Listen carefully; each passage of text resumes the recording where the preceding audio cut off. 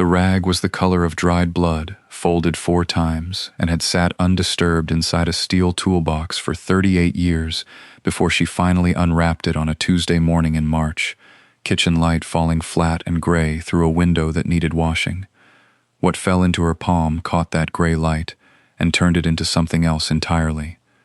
She would later say she knew, before she understood, that the weight in her hand was not the weight of metal. But that morning belongs later in this telling. First there is a funeral, and a will, and a room full of people who believed they already knew how the story would end. They did not. 3 years earlier, on a November afternoon so cold the mourner's breath hung visible over the grave, she had stood at the edge of a crowd of black wool coats and watched her father's casket lowered into frost-hardened ground at a cemetery in the Hudson Valley, the kind with iron gates and old maples that had outlived 3 generations of the family now gathering beneath them. She was 41 years old. Her hands, chapped from solvent and cold, were the only hands among the mourners that bore any resemblance to his. Her brother wore a topcoat that cost more than her monthly mortgage. Her sister's heels sank into the soft earth beside the grave, and she did not seem to notice, or care, the way she never seemed to notice the things that had once mattered. The smell of motor oil on a winter coat, the particular ache of standing 12 hours on a concrete floor. Their father had built a logistics company from a single flatbed truck and a line of credit in 1979, had grown it across 4 states and 2 generations, had become, by the account of every obituary that ran that week, a self-made man of considerable fortune. But she had not known him as a fortune. She had known him as a set of hands under a hood, patient with a torque wrench, patient with her, the only one of his 3 children who had ever climbed into the garage bay beside him and stayed. She did not yet know what waited folded inside a shop rag at the bottom of a toolbox she had not touched in years. She did not know that grief, when it is real, sometimes takes the shape of a very ordinary object: dented steel, chipped red paint, a latch that stuck in humid weather, and that the ordinary object is sometimes the only thing left standing between a person and the unbearable truth that she had been loved all along, in a language no one else in that family had ever bothered to learn. That understanding was still 3 years away. On the day of the funeral, all she had was cold ground, a black coat too thin for the wind, and a silence between herself and her siblings that had already begun, long before the lawyer's office and the reading of the will, to calcify into something permanent. The cemetery sat on a rise above the interstate, close enough that the funeral could hear the trucks downshifting on the grade, a sound he would have identified without looking: Jake brake, 8-speed, somebody riding the engine too hard. She noticed she was the only one who flinched at it. Her brother checked his watch. Her sister stood a little apart from the grave in a coat the color of oatmeal, the kind that cost more than the headstone would, and did not cry, though she dabbed at her eyes twice in a way that seemed timed to when people were looking. It had rained the night before, and the ground gave under the funeral home's green outdoor carpet, so that by the end of the service everyone's shoes were rimmed with a dark, sucking mud, everyone's except hers, because she had worn her father's old steel-toed boots under her dress, the leather cracked white at the crease, and she had stood in that mud like she had stood in worse. 3 years later, in a different season, in a rented house 40 minutes from the garage that used to be theirs, the toolbox sat under a workbench beneath a drop cloth, exactly where the movers had set it down, and exactly where it had remained, untouched, the latch still sticking the way it always had in weather like this.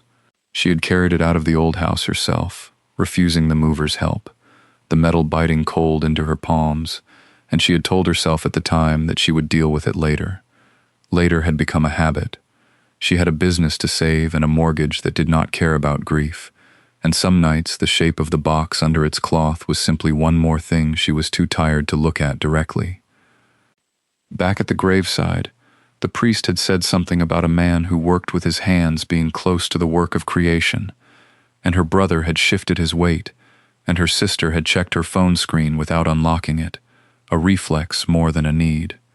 Only she had watched the casket go down and thought, absurdly, that her father would have hated how slowly the cemetery's hydraulic lowering device operated, would have said something about the seal on the hydraulic line, would have wanted to get under it and look. That was the last purely private thought she allowed herself that day. Afterward, there had been the drive to the lawyer's office in a black car that smelled of pine air freshener and wet wool. Her siblings in the row ahead of her speaking in low, already settled voices about square footage and fleet valuations, as though the funeral had been a formality standing between them and an inventory.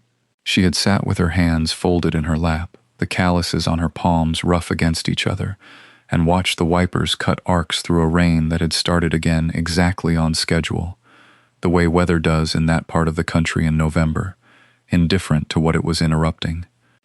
The lawyer's office occupied the third floor of a converted textile building on a street that had once smelled of dye and now smelled of espresso and money, and the conference room itself held the particular hush of a place where difficult things were made to sound procedural.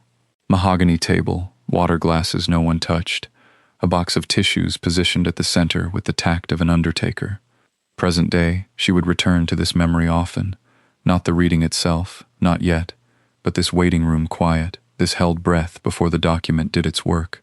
That afternoon in November, though, she had simply sat where she was told to sit, across from a window that looked out onto wet brick, and listened to the lawyer clear his throat twice before he began. He was an older man, gray at the temples in a way that suggested competence rather than age, and he read the will the way she imagined he read every will, evenly, without inflection, letting the language carry its own weight, the company, the properties in 3 states, the trust accounts, the vehicles, the summer house on the lake that none of them had visited together since she was 12. Her brother's jaw had tightened with each item, an arithmetic of satisfaction running behind his eyes. Her sister had uncapped a pen for no reason, then capped it again, and she had sat with her hands in her lap, waiting for her own name, already knowing, in the way one knows the shape of a bruise before it's touched, that whatever came for her would come last, and would come small. She thought, sitting in her kitchen years later with the toolbox open on newspaper spread across the table, that grief did strange arithmetic of its own.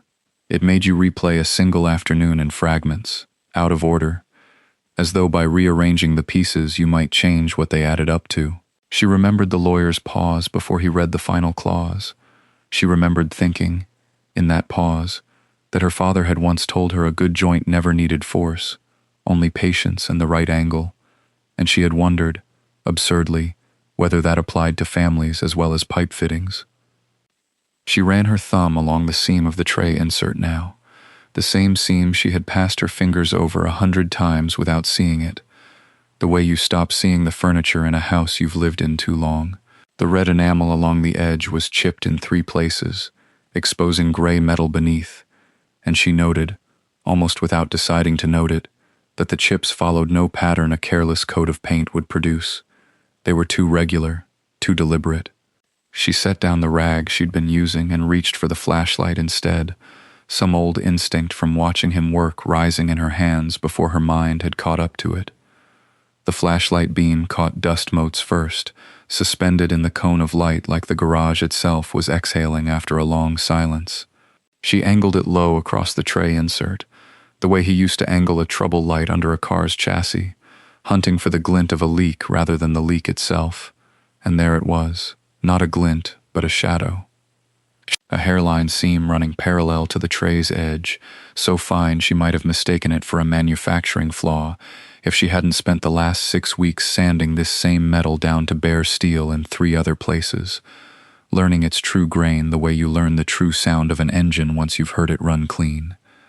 She thought of the logistics fortune then, unbidden, the 11 warehouses, the shipping contracts, the number that had been read aloud in the lawyer's office with a gravity that made the air feel thinner.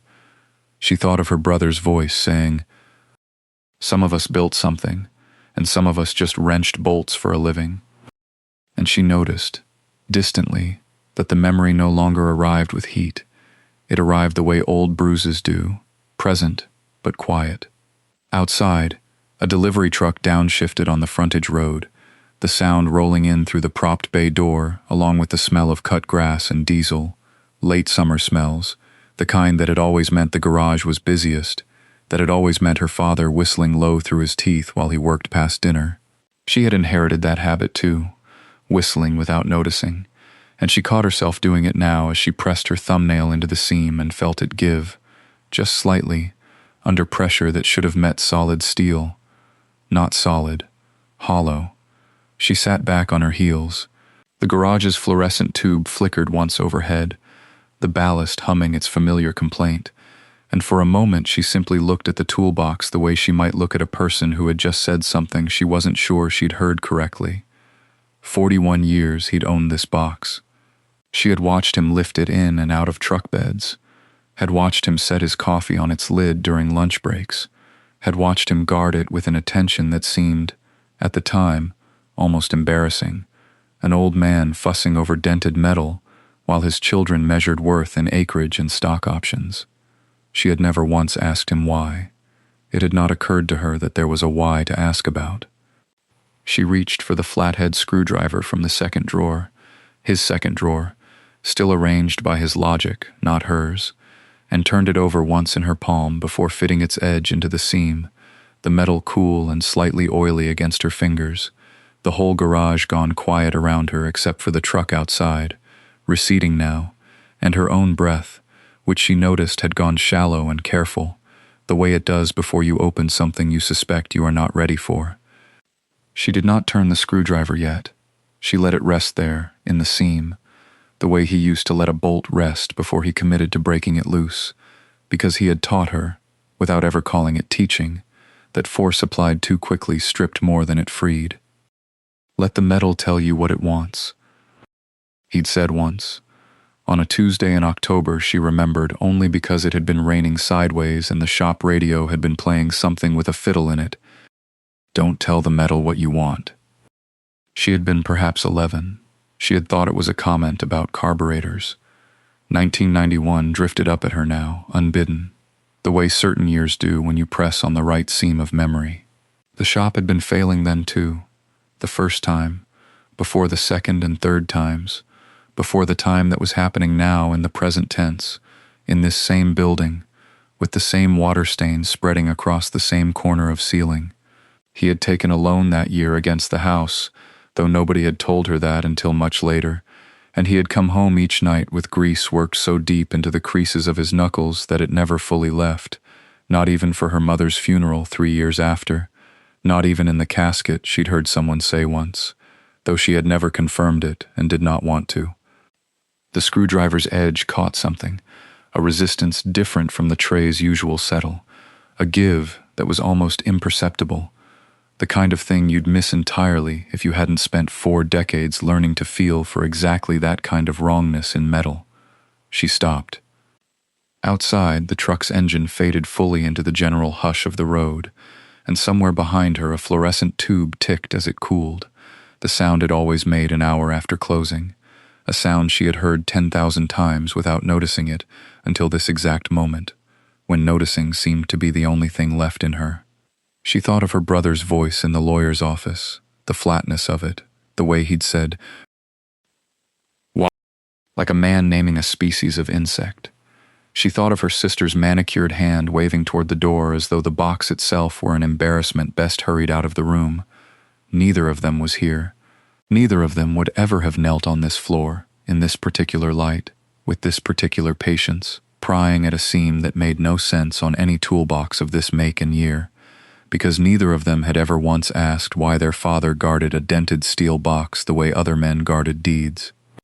She pressed the flathead deeper, felt the tray insert lift a fraction of an inch at one corner, and understood, with a strange calm settling over the panic, that whatever was beneath it had been waiting considerably longer than she had been standing there. The insert did not want to move. It had been fitted, she would understand later, with the same stubborn precision he brought to everything. Gaskets seated flush, bolts torqued to spec, nothing left to chance or gravity. But in that moment, she only knew that 11 years earlier, on a Tuesday in July with the bay doors open and the smell of cut grass drifting in from the lot next door, He had stood at this same bench and shown her how to seat a tray just like it. She had been 19. He had set 2 carburetors side by side, one gleaming, one still crusted with the amber residue of 20 years' neglect, and said nothing for a long while, the way he did when he wanted her to look rather than listen. Her brother had been upstairs in the house that summer, home from his internship, complaining about the heat. Her sister had been in the city, sending photographs of a rooftop party, 3 exclamation points under a caption about someone else's yacht. Neither of them had come down to the garage even once that whole visit. She had come down every evening after her shift at the diner, still smelling of fryer oil, and he had handed her a rag without a word, which was as close as he ever came to saying, "Stay." "You don't force a seam," he'd told her that Tuesday, guiding her hand rather than doing it for her. "You find where it wants to give, and you're patient with it. Force teaches metal nothing. Patience teaches it everything." She had thought, at 19, that he was talking about carburetors. Now, on her knees on the same concrete, in a garage that bore his name on a sign gone soft with rust, she recognized the sentence for what it might have been all along. Not instruction, but confession, offered sideways because he had never once managed to offer anything to her directly. He had not said, "I love you." In the whole of her adult life, he had said, "Hand me the 9/16, and check the timing again, and you're the only one who ever gets it right the first time." And she had taken what she could get, the way children of undemonstrative men learn to do, cataloging scraps of approval like currency because no other currency was ever offered. The corner of the insert gave another 1/8 of an inch. Something beneath it caught the fluorescent light and threw it back, a small, hard glitter against the shop rag it was wrapped in, gone as quickly as it appeared when her hand moved to block the glare. She sat back on her heels. Her heart was doing something unfamiliar in her chest, something between hope and the specific dread of a person who has been disappointed by good news before. She reached for the flathead again. The flathead found the seam she had missed the first time, a hairline where the red enamel had been drawn thin and careful along the inside lip of the tray. The same shade he had used on the handles of every wrench he ever owned, the same shade that had dried on his knuckles most Sundays of her childhood. She had always thought it was a habit, a mechanic's vanity, marking his tools against theft or borrowing. She understood now, kneeling on the concrete with her back aching and the shop lights humming overhead, that it had been something closer to a signature. He had sealed this the way he sealed everything that mattered to him, quietly, permanently, in the one material he trusted. 31 years earlier, in that same bay, before the rust had touched the sign and before 2 of his 3 children had stopped answering his calls, he had stood at this same bench on a Tuesday in March, with the radio turned to the station he never changed, working a small pouch of stones into a fold of shop rag, while she sat on an overturned bucket doing homework she didn't understand, waiting for him to finish so they could drive home together. She had not known then what his hands were doing above her head. She had thought he was cleaning a carburetor. He had told her, without turning around, that some things you don't put in a bank because banks ask questions men like him didn't care to answer, and she had nodded the way a child nods at an adult sentence too large to hold, and gone back to her homework and forgotten it entirely within the week. The memory arrived now with a violence that startled her, the way old smells do: cut oil, scorched rubber, his aftershave gone thin with age, and she had to stop and press the heel of her hand against her sternum before she could go on. The seam gave under the flathead with a small dry crack, the sound of enamel breaking rather than wood, and the tray insert lifted a full half-inch on one side, enough now to see the shop rag clearly, folded in on itself the way he folded everything, corners squared, no waste. She did not pick it up right away. She sat with her hand resting flat on the toolbox lid, feeling the cold of the metal soak into her palm, aware of every sound in the garage, the compressor cycling in the back, a car passing on the wet street outside, her own breath, slower now, deliberate, the breath of someone trying to stay a person who restores things for their own sake and not for what they might be worth. Then she picked it up. The rag was heavier than cloth should be, and it held its shape when she set it in her palm, the way a wrapped tool holds its shape, the way he had taught her to fold things so they would never rattle loose in transit. She did not unfold it there at the bench. She carried it instead to the stool by the window, the one with the cracked vinyl seat he had never replaced because he said a chair that still holds you owes you nothing else, and she sat down the way a person sits before reading a letter she has waited 30 years to receive. Outside, the rain had thinned to a mist that silvered the chain-link fence and softened the outline of the tow truck parked crooked in the lot. She noticed she had stopped breathing. She noticed it the way she noticed most things now, from the outside, as if some steadier version of herself were standing a few feet off, cataloging. The fold came apart in 3 motions: corner, corner, corner, exactly as he had always done it, and something in her chest recognized the motion before her eyes recognized what was inside. 30 years earlier, on a Tuesday that meant nothing to anyone but him, he had come home late from the shop smelling of solder and rain, and set a small paper envelope on the kitchen table without a word, the way he set down anything he did not want asked about. Her mother had not looked up from the stove. Her brother, 12 then and already impatient with the smallness of the house, had asked what it was, and he had said, "Parts, just parts," and eaten his dinner cold rather than reheat it, because reheating, he said, ruined a thing twice. No one remembered that Tuesday. No one had reason to. It was one of perhaps 200 such Tuesdays, each carrying its own small paper envelope, each folded into a rag and set into a drawer whose bottom was not, in fact, a bottom at all. In the present, she held 41 stones in her palm and did not yet know the number, only the light, how each one caught the gray window light and threw it back sharpened, as though the stone itself resented the dullness of the day. They were loose, ungraded, some no larger than a grain of coarse salt, others fat enough to feel their weight individually against her skin. Beneath them, folded flat against the rag's underside, lay a strip of paper gone soft and brown at the creases, and beneath that, tucked deeper, the corner of something bound, a book, a ledger, its cover the same oxblood as the toolbox itself, as though he had matched it on purpose, as though even his secrets were built to match. She did not open the ledger yet.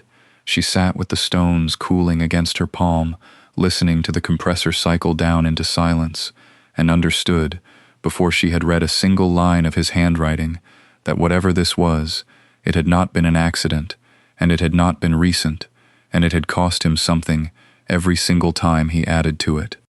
The compressor's silence stretched long enough that she could hear the rain again, tapping the tin roof in the same unhurried rhythm it had kept since morning, and she let her mind travel backward, the way it had taken to doing more and more since she'd started this restoration, not as a plan, but as a reflex, the way a hand returns to a scar. 1987. She would not have known the year without the rag, without the date stamped faint in grease pencil along its hem, but once she saw it, she remembered the garage as it had been then, half its current size, the lift not yet installed, her father still young enough to kneel on concrete without complaint. She had been 9. She remembered sitting on an overturned bucket after school, swinging her legs, watching him work a seized bolt on someone's Buick with a patience that seemed, at the time, almost holy. He did not speak much while he worked. He believed talking wasted the attention a bolt deserved. She did not know, then, that some evenings after she'd gone home to do homework, he stayed later than the work required. She did not know that once a month, sometimes less, he drove 40 minutes to a jeweler in the next county who dealt in loose stones no one else wanted, the odd lots, the leftover cuts, the small imperfect ones that came cheap because nobody trusted them enough to set. She would not know this for another 36 years, not until the paper she now held between 2 fingers, gone the color of weak tea, gave up its ink to the gray light. Bought this one on a bad Tuesday. It said, in his blunt hand, the letters slanted the way he'd slanted them signing report cards. Alternator job on the blue Chevy paid for it. Told no one. Told no one about any of them. In the present, she read the line twice, then set the paper down flat on the workbench, as though it might crack, and looked again at the stones, understanding now what she was looking at. Not treasure exactly, not yet, but evidence of a habit, a discipline kept in silence for longer than she had been an adult. She thought of the years he'd worn the same 3 shirts in rotation, the years he'd waved off her offers to buy him a decent coat, the years her siblings had rolled their eyes at the truck he refused to replace. She had thought it frugality. She had thought it, if she was honest, a kind of smallness. She picked the ledger up at last, feeling its weight settle differently than the rag had, denser, more deliberate, and opened the cover to the first page, where the date read in his familiar slant, March 1987. Below it, the first entry waited. March 1987, first stone, cost $340, paid, cash, from the Torres transmission job. The handwriting was smaller then, more careful, as though he had not yet trusted himself to keep such a record and wanted every letter accounted for. She ran her thumb along the line and felt, absurdly, the ridge of ink pressed into paper decades before she'd learned to walk. The garage in 1987 had smelled of fresh concrete and cut pine. The shop only 18 months old, the loan on it still a live and frightening thing.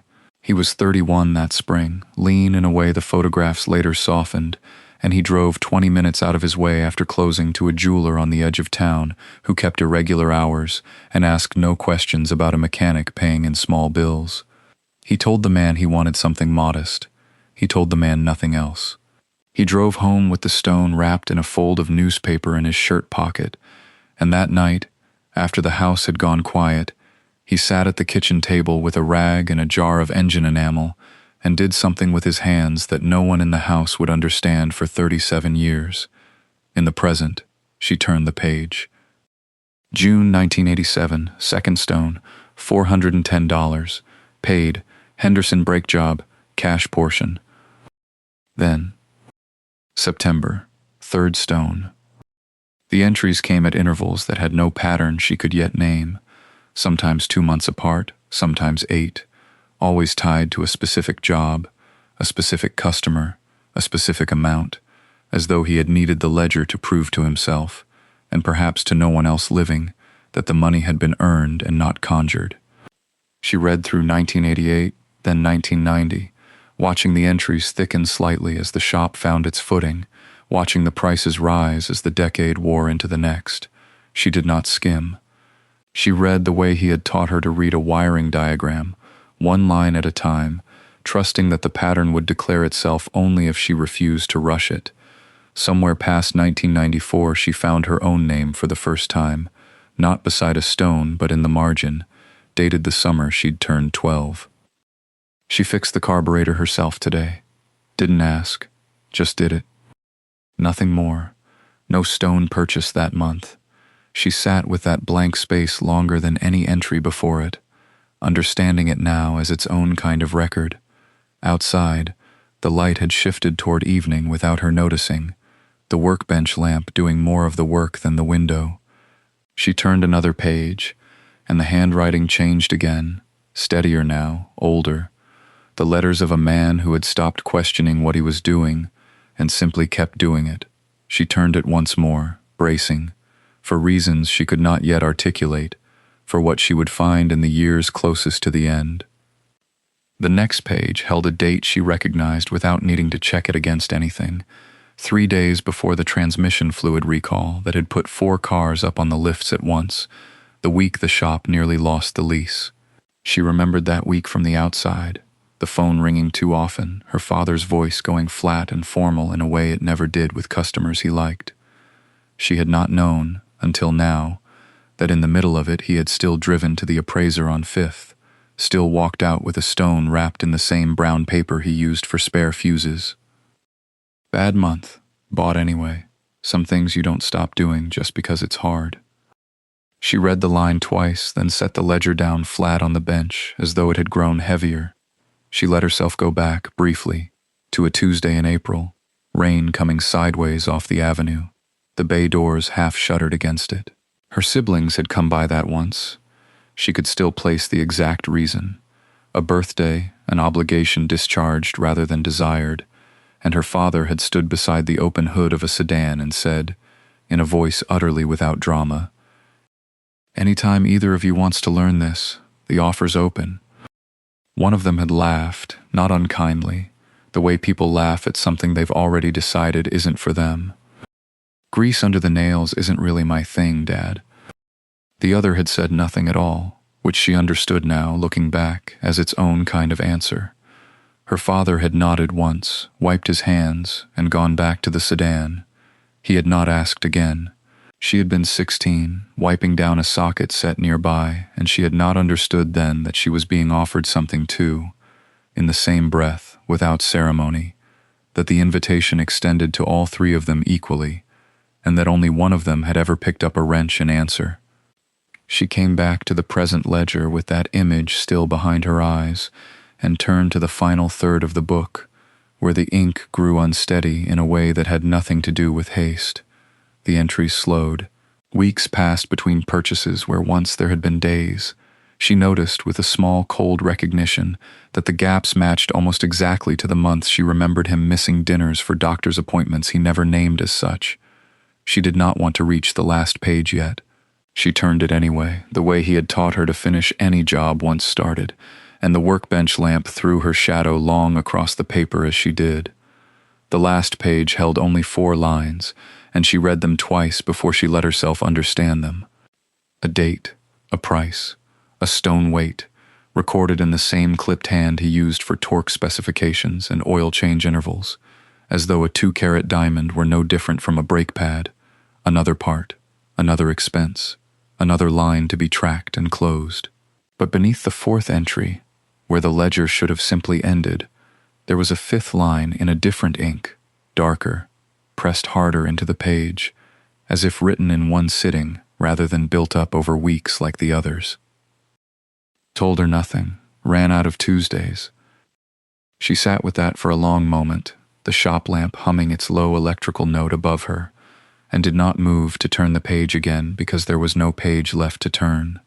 Outside, the garage's old roll door ticked as it cooled from the afternoon sun, the way it always had, a sound she had stopped noticing 30 years ago, and now heard as if for the first time.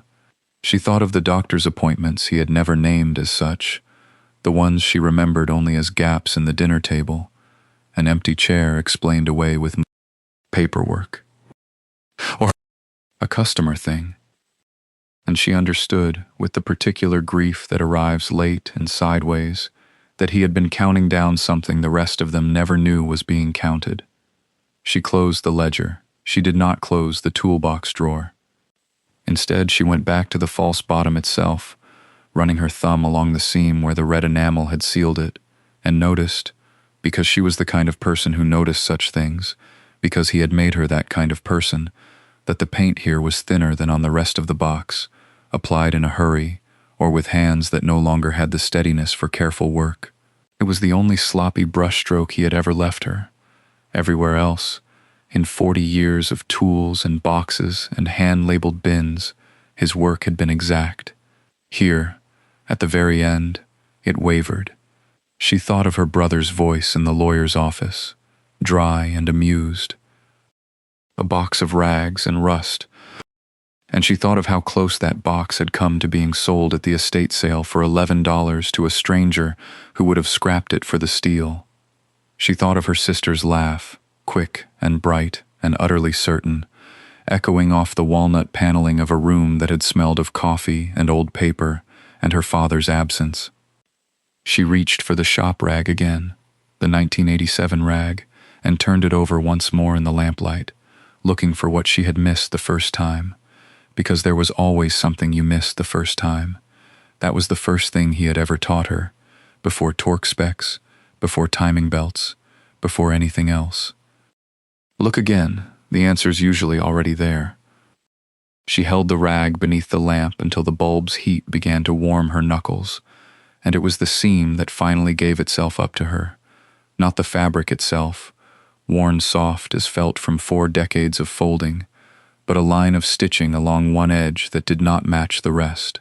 The rag had been resewn, not by a machine, not by a shop, but by a hand that had pushed a needle through canvas the way it might once have pushed a cotter pin through a housing bracket, with force and without elegance and with absolute intention. She found the small knot at the end of the thread, the kind her father tied when he did not trust a thing to hold on its own, and beneath it, folded twice more than seemed necessary, lay a second layer of cloth. She did not tear it.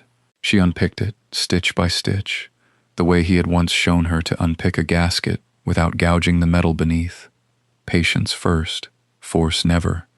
And when the last thread gave way, the ledger paper was inside, brittle at the fold, the ink still dark where his hand had pressed hardest. 30 years earlier, in a bay that smelled of solvent and rain leaking through a roof he kept promising to fix, he had knelt beside a lifted sedan long after the last customer's car had gone home, and a man in a gray coat had waited by the register with a small envelope, glancing at his watch. Neither of them spoke much. The man counted bills into her father's palm. Her father counted stones into a fold of paper without once looking up at the door, without once glancing toward the house where 3 children were finishing their supper without him. He had wiped his hands on a rag before touching the paper, always the rag first.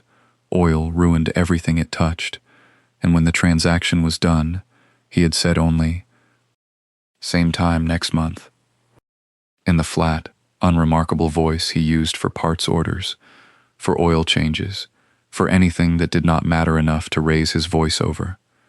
She did not know, in the present, which month this was.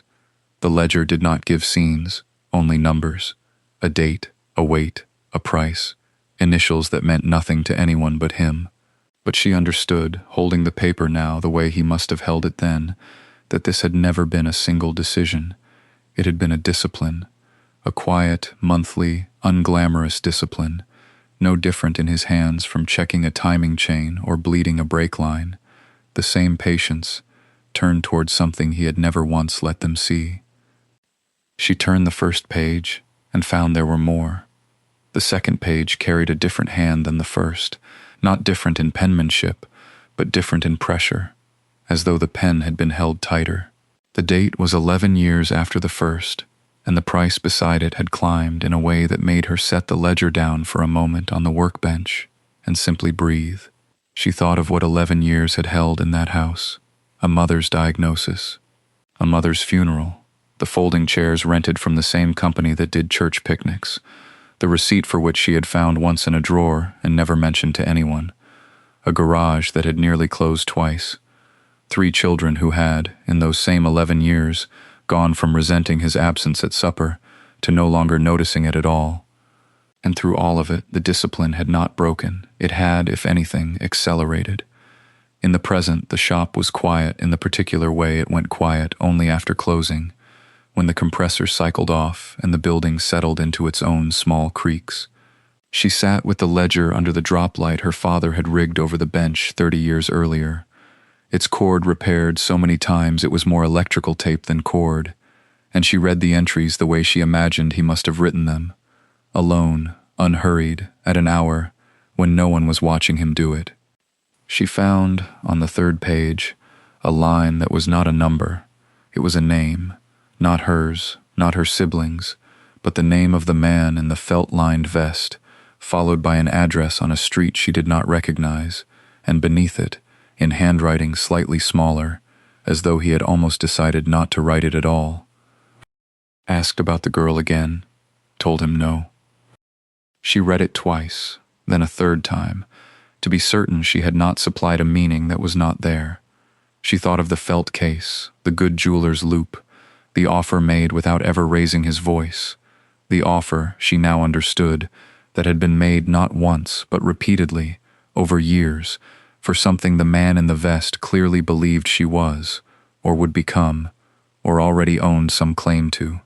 And her father had said no, not loudly, not as a scene, the way he said no to a customer who wanted a repair done cheap and wrong, A closed matter, filed and forgotten, except that he had written it down, the only sentence in 40 pages of numbers that was not a number. She did not yet know what the man had wanted her for. She only knew that her father had stood between her and it, once, in a year she could not place, in a decision he had never once mentioned at supper. She turned the page. There was more. The next entry was dated 3 weeks later, and it returned to numbers as though the sentence about the girl had cost him something he could not afford to spend twice. Bought half carat, loose, from estate sale, Concord, $340, cash. Beneath it, in the same hand, tighter now, hurried. Told him again, same answer. She set the ledger down on the workbench and did not pick it up again for several minutes, because her hands had begun to do the thing they did when she was young and frightened without knowing why. They went still, palms flat, as if bracing a chassis that had not yet been shown to be unsafe. In the garage's fluorescent hum, decades away from whatever room that conversation had taken place in, she found herself listening for it anyway. She could not place the man in the vest by voice or face, only by the shape her father's silence had made around him. She tried to remember being small enough that a stranger's offer could have concerned her without her ever learning of it.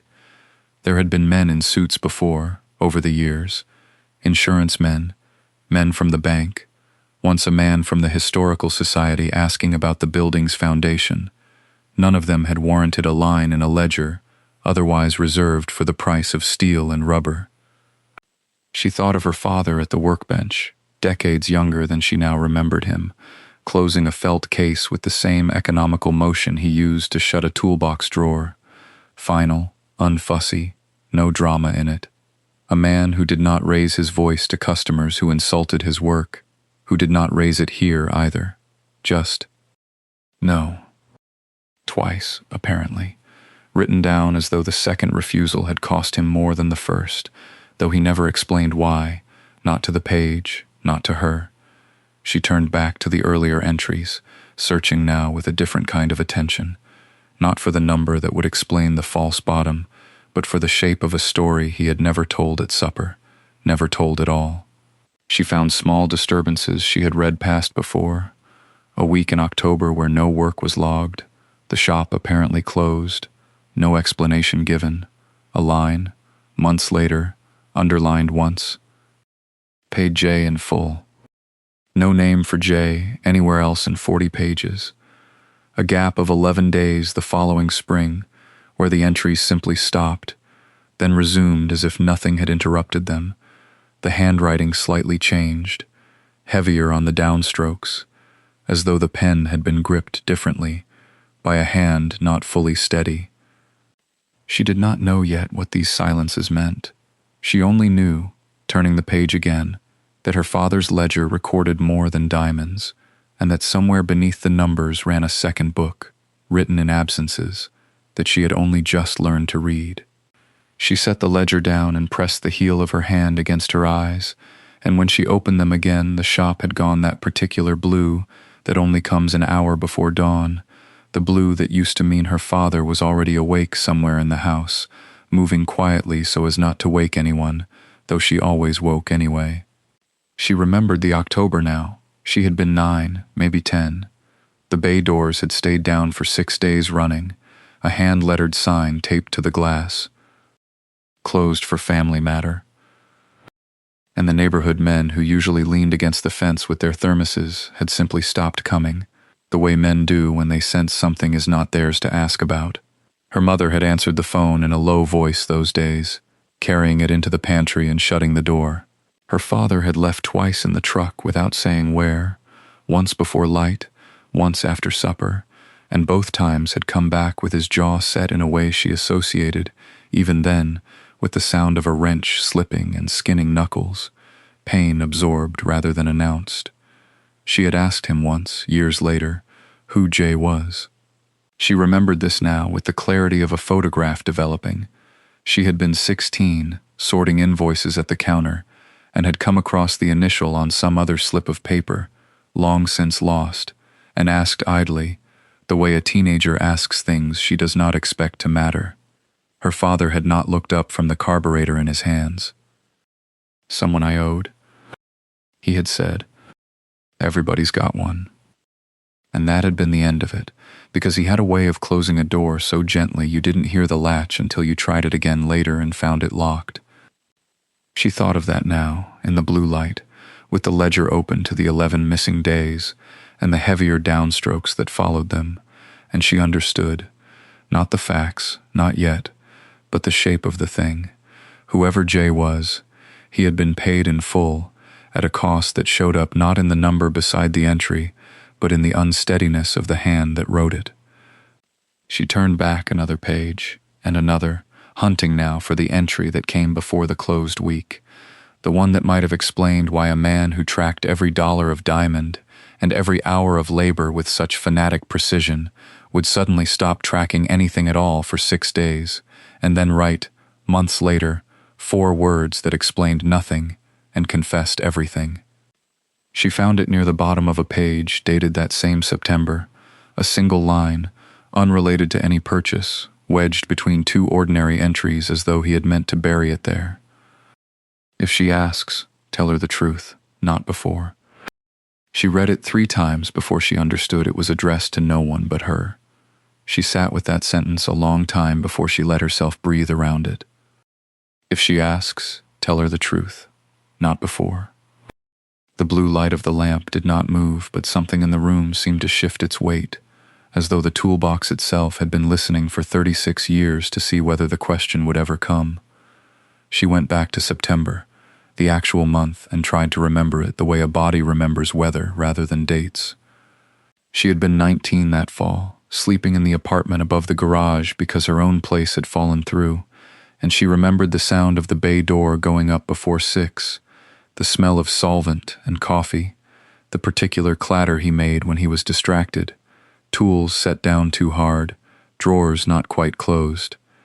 She had thought at the time that he was tired. She had not thought to ask what an old man does with 11 days he cannot account for in a ledger he otherwise guarded like scripture. There had been a man that month. She remembered him now only as a shape in the doorway some evening near dusk, hat in hand, not a customer, not dressed like a customer, work boots gone soft at the heel, a coat too thin for the season. Her father had gone out to him before the man could knock, the way you go out to keep something from coming inside. They had stood by the fence at the property line for a long time, her father's arms crossed, then not crossed, then one hand on the man's shoulder in a gesture she had mistaken, from the window for an argument settling. She had not thought of it again in 17 years. She thought of it now with the specific, sick clarity of a photograph developing in the wrong chemical. The same image, but wrong, but truer. She turned to the ledger's last page of that closed week and found, instead of a total, a single crossed-out figure. The number scratched through so hard the pen had torn the paper, and beneath it, in the same unsteady hand, "Paid what I owed, not what I could spare." No dollar amount, no stone weight, just the sentence, sitting alone on the page like a confession that had run out of room to be specific. She closed the ledger and opened it again, as though a second look might soften what the first had shown her. It didn't. Whoever he was, Jay. The man at the fence, the 11 days. Her father had spent something on him that the diamonds, for once, had not been able to measure. And whatever it had cost, he had judged it worth keeping secret from her for the rest of his life, and worth confessing only now, in a rag-wrapped ledger meant for her hands alone, addressed to a daughter who had not yet asked. She reached for her phone, then stopped. Some things, she understood, could not be searched. They had to be walked toward. She sat with the ledger closed on her knee for a long while, listening to the garage settle around her, the way old buildings do at dusk, ticking as the metal cooled from the day's heat. Outside, a truck downshifted on the county road, and somewhere behind the property line a dog answered it, twice, then quiet. She thought of her father's hands, how they had always smelled faintly of solvent even after washing, how he'd once told her that grease under the fingernails was just proof a man had done something that day. He had never mentioned a name like Jay. She was certain of that. 40 years of Sundays at his elbow, passing him sockets before he asked for them, and not once had that letter surfaced. Not in complaint, not in memory, not in the loose, unguarded talk that came out of him sometimes near midnight, when a job had gone long and he'd forgotten she was still listening. She went back 6 years in the ledger, then 8, moving slower now, reading entries she had skimmed the first time, only for their dollar figures. Somewhere in the winter of 1994 she found it. Not a name, but a pattern, a run of weeks where the purchases stopped entirely, where the neat columns of dates and carats went silent, replaced by a single recurring notation. Set aside. Obligation. 3 times that year. Twice the following spring. Each time, a stone's worth of money simply absent from the count, unaccounted, unexplained, as though her father had been paying down a debt that never appeared anywhere else in his life.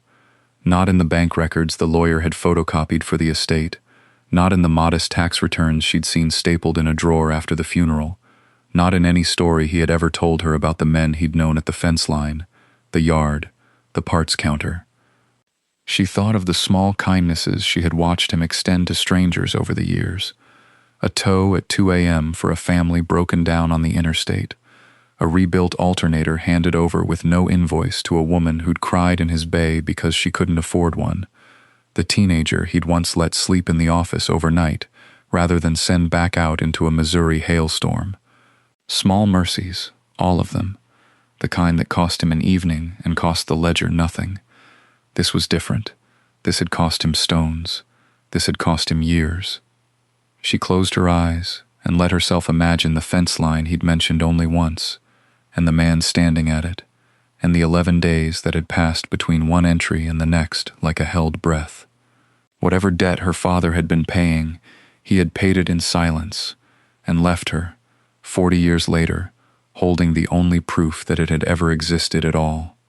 In the present, she set the ledger down on the workbench and did not touch it again for a long while, the way a person will step back from a stove even after the burner has been switched off. Rain had started against the tin roof of the garage, a soft and steady percussion that her father had always claimed helped him think. She had scoffed at that once, a teenager rolling her eyes at a man who found philosophy in weather. Now she understood it differently. The sound gave the silence somewhere to go. She thought of 1979 again, the year stamped faintly beside one of the earliest entries, and tried to place her father there, younger than she was now, lean in the way old photographs showed him, a man who had not yet learned to hide what he carried. She wondered who he had been before the fence line, before whatever debt had fastened itself to him and refused to loosen. The ledger did not say. It never explained itself. It only recorded, month after month, the quiet arithmetic of a promise being kept. Outside, the light shifted the way it does in late afternoon, gold turning to pewter, and she found herself doing the things she had done as a girl whenever a repair confounded her. She went back to the beginning. Not the beginning of the debt, which she could not reach, but the beginning of the toolbox itself, the drawers she had already emptied twice, the tray she had already lifted and set aside without a second thought because it seemed, structurally, to be exactly what it appeared to be, a tray. Stamped steel, painted the same red he painted everything, worn pale along the edges where 40 years of hands had gripped it. She lifted it out again now, slower this time, the way he had taught her to approach any assembly she didn't fully trust, not with force, but with attention. She ran her thumb along the underside, feeling for anything that did not match the logic of the object, any seam that shouldn't exist in a piece of stamped steel this simple. Her fingers stopped at a ridge near the back left corner, no wider than a hair, painted over so carefully that only someone who had spent a lifetime noticing the difference between old paint and new would catch it at all. She had spent a lifetime. She sat with that thought for a moment, the rain still keeping its rhythm on the roof, and did not yet press further. She wanted, for just a little longer, to hold the not knowing the way she had held so many other things her father had left unsaid, carefully, without demanding more of it than it could give. But her hands, trained by his, were already moving toward the seam.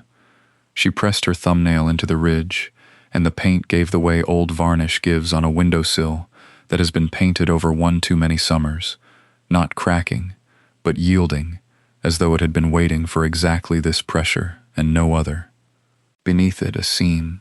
Beneath the seam, a line of steel so fine she would have called it a manufacturing flaw if she had not known better than to believe her father capable of tolerating a flaw in anything he built. The rain outside had not let up. It never seemed to, in her memory of that spring. The garage roof drumming its same patient rhythm whether she was 7 years old handing him a 9/16 wrench, or 34 and alone with his tools spread across newspaper on a workbench that still smelled faintly of solvent and cold coffee.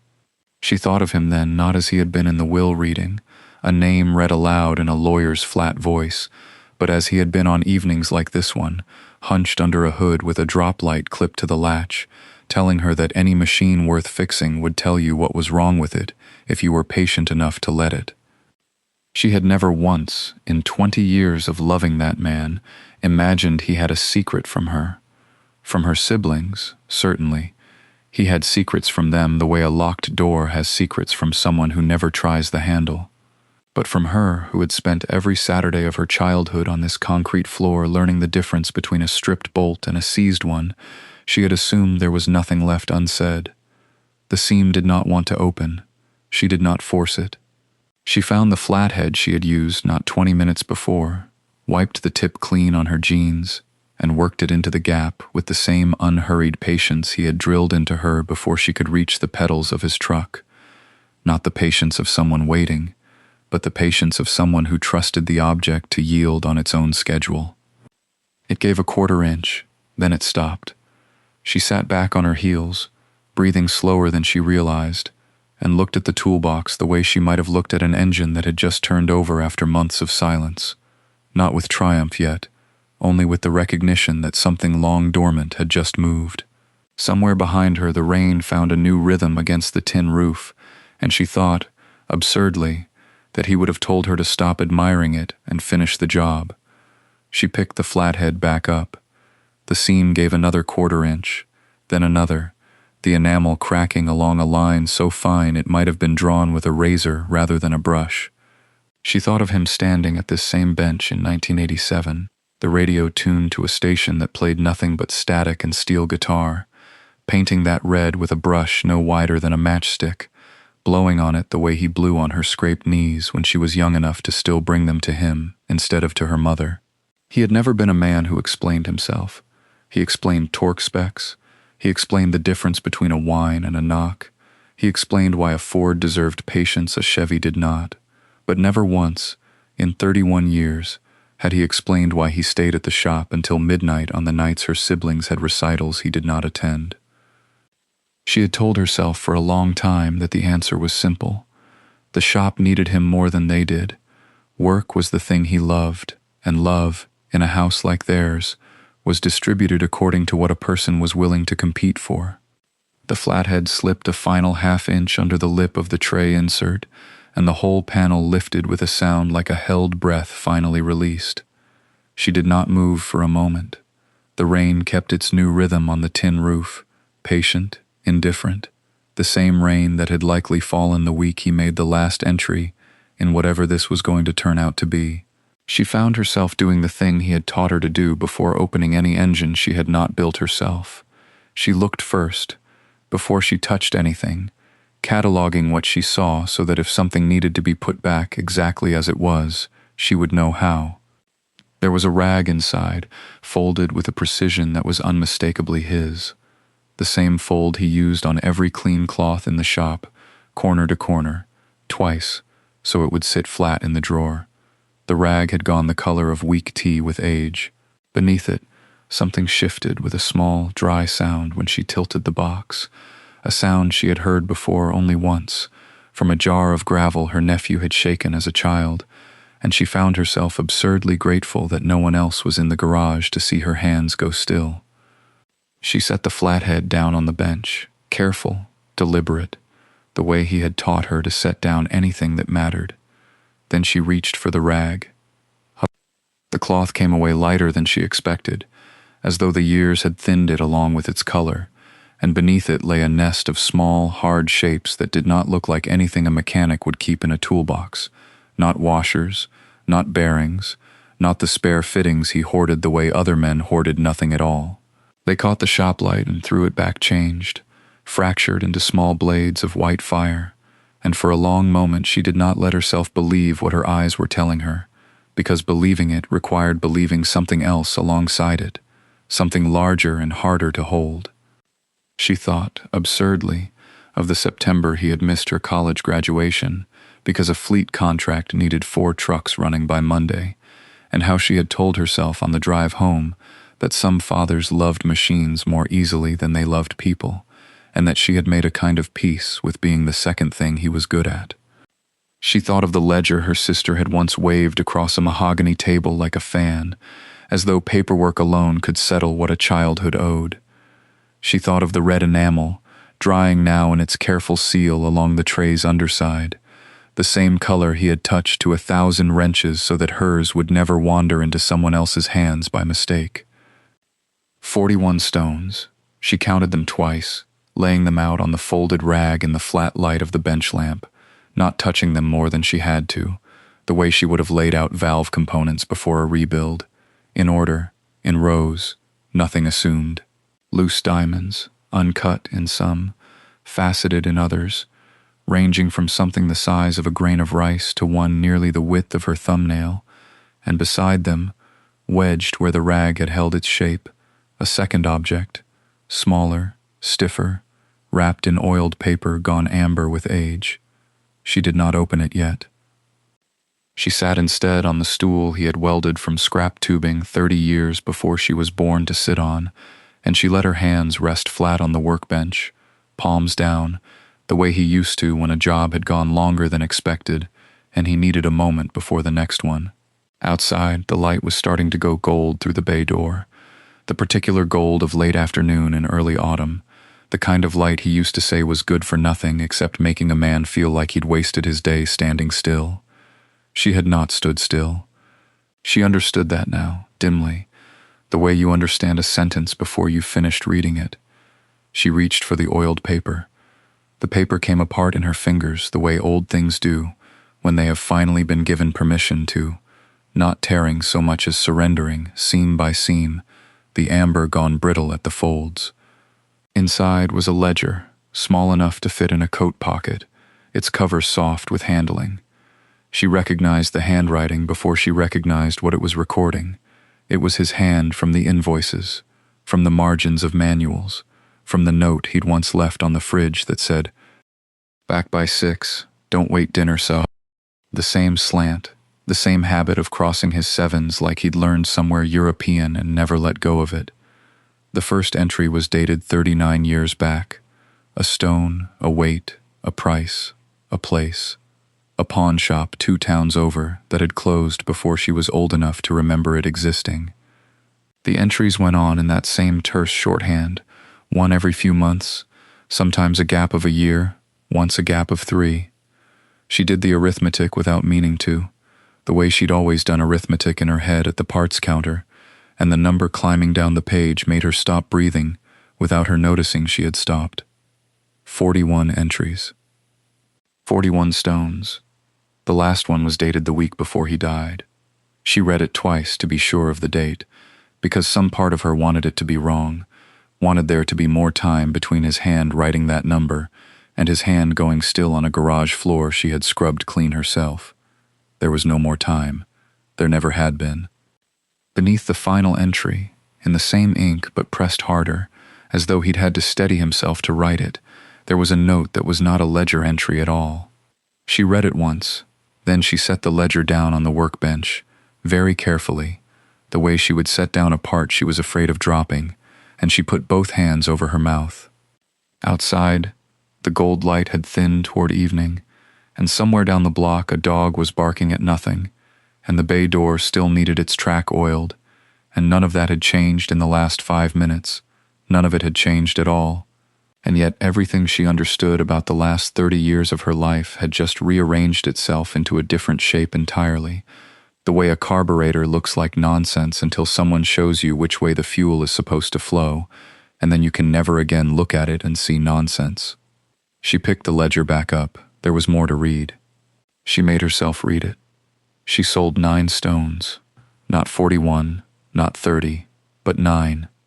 Enough, the appraiser said, folding his loop back into its case, to clear the lien on the building and replace the lift that had been groaning since March, and repaint the sign out front that still read the same 2 names it had read since 1979. She kept the other 32 in a safe deposit box 3 blocks from the garage, and she visited them the way some people visit graves, not often, but on the dates that mattered. She kept the toolbox. That was never a question. It sat where it had always sat, under the workbench, the dent in its side catching the morning light exactly as it had for 40 years, and when apprentices came through, she took 3 now, unpaid the first summer the way she had been unpaid. She showed them how the top tray lifted and let them believe, for a while, that it was only a toolbox. Her siblings received the ledger by certified mail, a photocopy, bound in plain cardstock, no letter attached. She never learned what was said between them when it arrived, whether it was read at a dinner table, or a lawyer's office, or alone in a kitchen with the lights off. She did not ask. She had stopped needing to know how her sister's face moved when she was ashamed. She had spent enough of her life watching for it and finding nothing there. The silence that followed was, she came to understand, its own kind of answer, and she let it stand.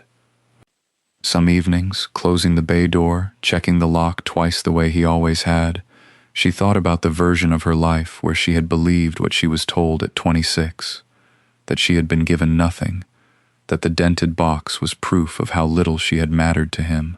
She thought about how close she had come to selling it for scrap, the year the garage nearly went under, the year she stood in the yard holding it up to the light, weighing whether $30 from a junk buyer was worth more than the memory. She had not sold it. That was the whole of it, really. That was the only decision that had ever mattered. Not the appraisal, not the diamonds, not the number the man in the glasses had written on his letterhead. Just the not selling. Just the years of care spent on a thing everyone else had already decided was worthless. She thought sometimes that he had known this about her before she knew it herself, that she was the kind of person who would keep a thing simply because it had been his, and that this, more than any ledger, more than any stone, was the apprenticeship he had actually been teaching her all along. Not how to find value, how to recognize it, long before anyone else agreed.